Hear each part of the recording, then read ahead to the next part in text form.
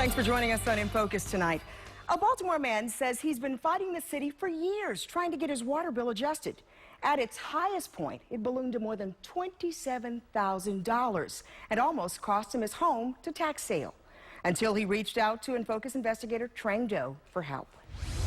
Army veteran Jared Brashear says he's a responsible homeowner who's done everything the city asked to fix the leaks inside and outside of his home.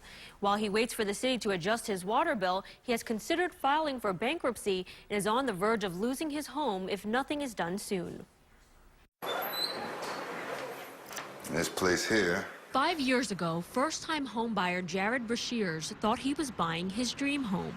An inspector found no issues. But less than a month after moving in, his problems began. July 2010, middle July. And the first water bill came about the end of July, and it was about $1,400. Brashear called the Department of Public Works the next day to schedule an informal conference to review his bill. But he couldn't be seen until March of 2011. Every quarter it went up about $1,500, so it's every 3 months. So by the time March came around, it was about $3,500. He was told there was a pre-existing leak in the house before he moved in that needed to be fixed. Brashear paid a plumber $3,000 to repair pipes and toilets.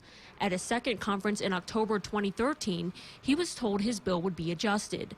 But when he got his next bill, it wasn't adjusted and had actually gone up.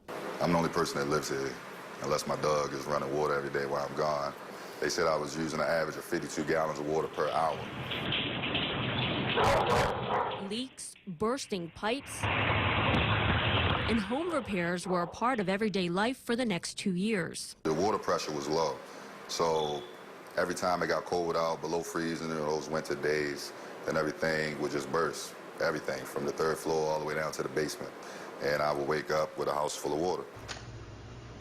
It wasn't until February of this year that DPW finally sent out an employee to test Brashear's water meter. The technician found that the leak was not in the house, but in the front yard. Whatever I got fixed wasn't the primary issue. They didn't tell me that it was in the front yard until this year. But every other time I went down there, they would just say, go back and keep checking. So finally, they sent somebody out this year after all of these years and the bill going up and up and up. Up to $27,000. That's on top of the thousands of dollars Brashear already paid in repairs. He got the leak in the front yard fixed right away. Getting his water bill adjusted proved to be another uphill battle that landed his home on the tax sale list. To me, you do 3 tours in Baghdad, you come back, you know, a veteran, and you ask for help, and they turn their nose up at you. Or they say, hey, you know, we can't provide you documentation. We can't do nothing until you do this. So after I do that, I still can't get help. The city agreed to adjust Brashear's bill back to just 1 year, taking it down to roughly $20,000. Getting nowhere on the previous year's bills, he contacted ABC2 In Focus for help.